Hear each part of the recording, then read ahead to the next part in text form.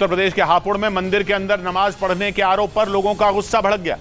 कई लोग मंदिर के बाहर जुट गए और नारेबाजी करने लगे। इस बीच मंदिर को गंगा जल से धोया भी गया, जिसके बाद स्थिति को काबू में करने के लिए डीएम और एसपी को मंदिर में जाना पड़ा।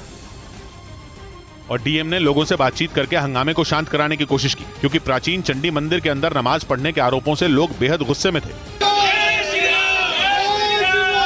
मंदिर में नमाज पढ़ने के आरोपों की पड़ताल के लिए पुलिस ने वहां लगे सीसीटीवी कैमरे की फुटेज को कब्जे में लेकर जांच शुरू कर दी। मंदिर कमेटी के साथ और जो सभी लोग उस समय मौजूद थे उनसे बात की है। आरोप है कि एक शख्स ने सुबह करीब 4:30 बजे मंदिर के अंदर जाकर नमाज पढ़ी और चला गया, जिसके बाद लोग गुस्से में आ गए। उधर यूक्रेन के मीडिया ने दावा किया कि डोनेस्क में रूसी फौज ने रिहायशी इलाकों में मिसाइलें बरसाई। यूक्रेन ने आरोप लगाया कि रूस के मिसाइल हमलों में एक आदमी की मौत हो गई, जबकि कई लोग घायल हो गए। डोनेस्क यूक्रेन का वही हिस्सा है जिस पर कब्जे के लिए पुतिन की फौज जंग की शुरुआत से ही यूक्रेन की सेना पर हमले कर रही है। लेकिन अब तक रूस की सेना डोनेस्क को अपनी मुट्ठी में नहीं कर पाई। यूक्रेन ने आरोप लगाया कि पुतिन की फौज ने अब रिहायशी इलाकों में हमले पहले से और ज्यादा तेज कर दिए, ताकि लोगों में खौफ पैदा किया जा सके। यूक्रेन के मीडिया के मुताबिक रूस की सेना ने एक दिन में ही डोनेस्क में कई मिसाइलें दाग दी, जिनकी चपेट में आने से एक आदमी की मौत हो गई। हालांकि यूक्रेन के डोनेस्क प्रांत के ज्यादातर हिस्सों पर रूस ने जंग की शुरुआत में ही कब्जे का दावा किया था, लेकिन यूक्रेन के मुताबिक उसकी सेना डोनेस्क में रूसी फौज को अब भी मुंह तोड़ जवाब देने से पीछे नहीं हट रही।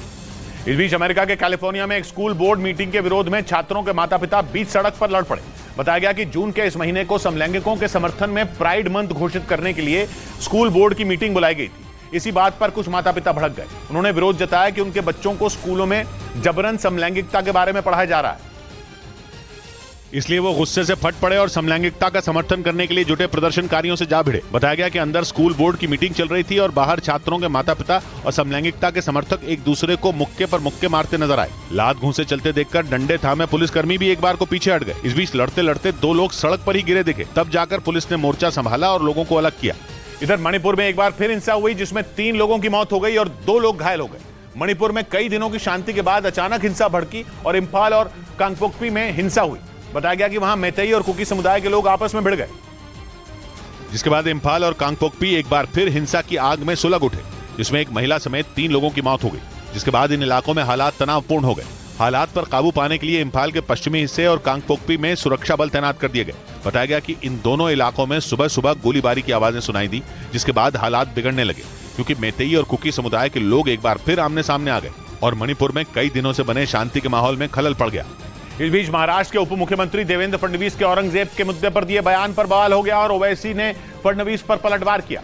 महाराष्ट्र में उर्स के जुलूस में औरंगजेब के पोस्टर लहराने के बाद मामला गर्मा गया था, क्योंकि पहले पोस्टर लहराने वाले एमआईएम नेता गिरफ्तार हुए और फिर व्हाट्सएप पर औरंगजेब की तस्वीरों वाला स्टेटस लगा दिया था, जिस पर कोल्हापुर में जमकर हिंसा हुई थी। 2 दिन पहले फडणवीस ने इसी मुद्दे पर बयान दिया था और औरंगजेब के पोस्टर लेकर प्रदर्शन करने वालों को इशारों में औरंगजेब की औलाद कह दिया था। महाराष्ट्र में अचानक कुछ जिलों में औरंगजेब की औलादे पैदा हुई है, जिस पर ओवैसी भड़क गए। अच्छा, आपको पूरे मालूम कौन किसकी औलाद है, आपको मालूम? ये विवाद ओवैसी की पार्टी के ही एक नेता की वजह से खड़ा हुआ, क्योंकि उसने उर्स के जुलूस में औरंगजेब की तस्वीरों वाला पोस्टर लहरा दिया था। ओवैसी की पार्टी के नेता को इस मामले में गिरफ्तार भी किया गया था।